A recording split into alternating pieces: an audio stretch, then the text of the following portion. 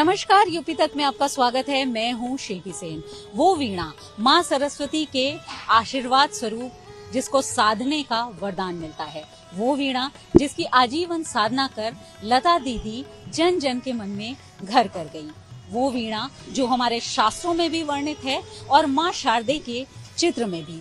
वही वीणा अब रामनगरी अयोध्या के इस चौक पर भी है, उसको हम मूर्त रूप में देख सकते हैं। इस वीणा की जो झंकार है उसको महसूस कर सकते हैं। ये है लता मंगेशकर चौक, जो सुर साम्राज्ञी लता मंगेशकर की जयंती पर जिसका लोकार्पण किया गया है। मुख्यमंत्री योगी आदित्यनाथ और केंद्रीय पर्यटन और संस्कृति मंत्री जी किशन रेड्डी ने इसका लोकार्पण किया और अब लोग इसको उत्सुकता से देख रहे हैं। हालांकि लता मंगेशकर के निधन के बाद यानी फरवरी में ही इस बात की घोषणा हुई थी कि लता दीदी ने श्री राम के भजन सबसे ज्यादा गाए हैं। राम को वो बहुत मानती थी, इसलिए रामनगरी में उनके लिए एक चौक या चौराहा बनेगा, उनके नाम पर एक चौक या चौराहा होगा।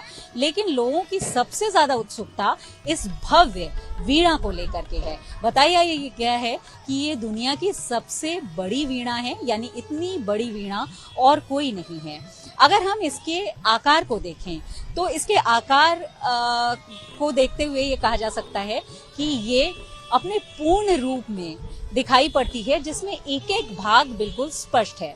इसका निर्माण करने वाले, इसको डिजाइन करने वाले पद्मश्री से सम्मानित कलाकार राम सुतार और उनकी टीम है। और राम सुतार जी और उनके बेटे ने इसकी कल्पना भी की और इसको तैयार भी किया, और 70 कारीगरों की टीम ने दिन रात लग करके इसको तैयार किया, करीब 1 महीने में।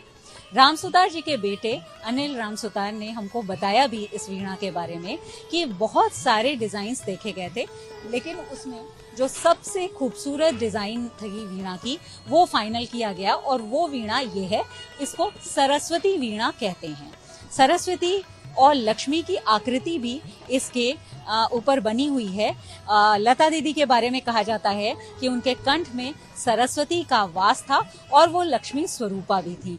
तो सरस्वती और लक्ष्मी की आकृति इसके ऊपर बनाई गई है, उकेरी गई है, जिससे लोगों को इस बात का आभास हो, लोग इस बात को महसूस कर सकें। इसके अलावा इसकी बनने की जो प्रक्रिया है, क्योंकि ये इतनी बड़ी आकार में है, ये तैयार करने के लिए काफी मशक्कत करनी पड़ी। सबसे पहले ये थर्माकोल पर बनाई गई, उसके बाद मिट्टी पर बनाई गई, यानी मिट्टी के सांचे में ढाल करके इसको तैयार किया गया। फिर ये स्टील के फ्रेम में तैयार किया गया, यानी इसमें स्टील का फ्रेम है, और उसके बाद कांच से यानी ब्रॉन्ज से ये तैयार की गई। ये ब्रॉन्ज की है, यानी कांच की बनी हुई है, कांसे की बनी हुई है। इसका वजन करीब 14 टन है, जो कहा जा सकता है कि बहुत भारी है।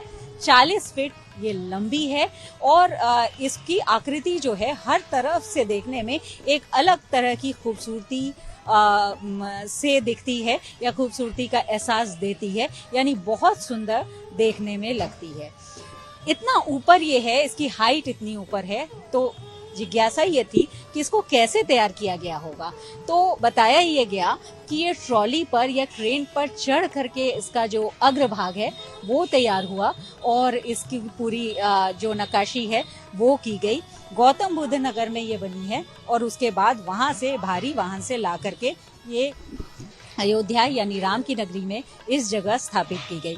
ये बताया गया था कि 28 को लता दीदी की जयंती है, 15 तक ये आ जाना चाहिए। 15 सितंबर को सुबह 5 बजे ये वीणा यहाँ स्थापित कर दी गई, अयोध्या आ गई। तो अब हम कह सकते हैं कि जब भी कोई अयोध्या आएगा तो भक्ति और आस्था के साथ साथ संगीत और कला की उस शक्ति को भी महसूस करेगा जो हम सब के भीतर रहती है, हमारे शास्त्रों में वर्णित है, हमारी संस्कृति का पोषण करती है। लता दीदी के भजन यहाँ चलते रहेंगे और लोग लता दीदी को याद करेंगे, तो उनको एक अनूठी श्रद्धांजलि तो है ही, लेकिन उनके प्रशंसकों के लिए एक बहुत ही खास सौगात भी। वीडियो जर्नलिस्ट रोहित मिश्रा के साथ शिल्पी सेन, यूपी तक, अयोध्या।